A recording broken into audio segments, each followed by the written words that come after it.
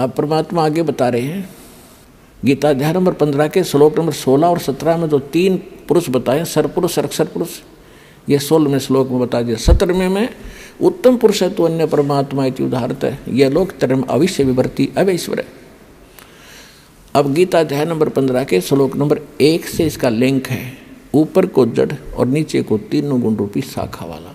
ये उल्टा लटका हुआ संसार रूपी वृक्ष है, जिसकी ऊपर को जड़ है वो तो पूर्ण परमात्मा है, और नीचे को तीनों गुण, रजगुण ब्रह्मा, सदगुण विष्णु, तमगुण शिव जी रूपी शाखाएं। तो परमात्मा ने स्वयं आकर बताया था कि अक्षर पुरुष एक पेड़ है, सरपुरुष यानी ज्योत निरंजन वा की डार, और तीनों देवा शाखा है, ये पात रूप संसार। अब ये दास बता रहा है कि जो जड़ है वो परम अक्षर ब्रह्म है। गीता अध्याय नंबर 8 के श्लोक नंबर 3 वाला वो परम अक्षर ब्रह्म है, वो परम अक्षर पुरुष कहो, परम अक्षर ब्रह्म कहो। और गीता अध्याय नंबर 15 के श्लोक नंबर अब 17 पर आते हैं, उत्तम पुरुष है तो अन्य परमात्मा इति उदाहरत है, यह लोक तरम अविश्य विवर्ती अवैश्वर है। उत्तम पुरुष, पुरुषोत्तम यानी श्रेष्ठ भगवान, जिसको परमात्मा कह सकते हैं, कहा जाता है, जो वास्तव में अविनाशी है, जो सबका धारण पोषण करता है, सबके तीनों लोकों में प्रवेश करके सबका धारण पोषण करता है, वो अविनाशी परमात्मा है। वो परम अक्षर ब्रह्म है, वो संसार रूपी वृक्ष की जड़ है, जिससे सबकी परवरिश होती है। पूरे वृक्ष की परवरिश जड़ से होती है, मूल से होती है। तो वो परम अक्षर ब्रह्म जो है वो जड़ है पूरे संसार की, वो परम अक्षर ब्रह्म है।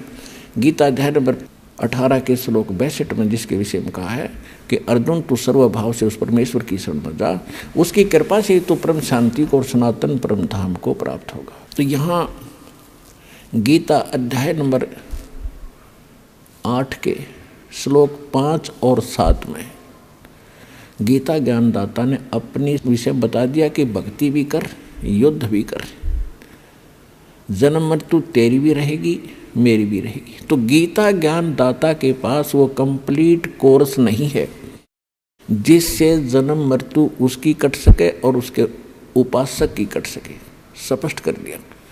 अब वो कहता है कि उसके लिए तत्वदर्शी संतों ने खोज ले।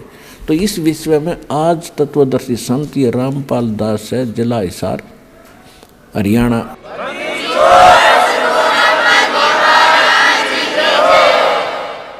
अब किसी का भ्रम ना रहना चाहिए। देखो, एक 1000 का नोट है, उस पर लिखा है कि मैं धारक को 1000 रुपये देने का वायदा करता हूँ। दास पे लिखा नहीं है, दास बोल सकता है कि मैं उपासक को सर्व सुख और पूरा कंप्लीट मोक्ष देने का वायदा करता हूँ जब नियम में रहोगे तो।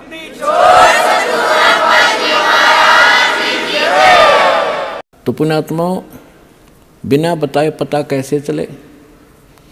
स्वयं परमात्मा आए थे, 120 वर्ष रह के चले गए, हम लाल की पहचान करना जानते नहीं, इस कारण से मार खाते रहे।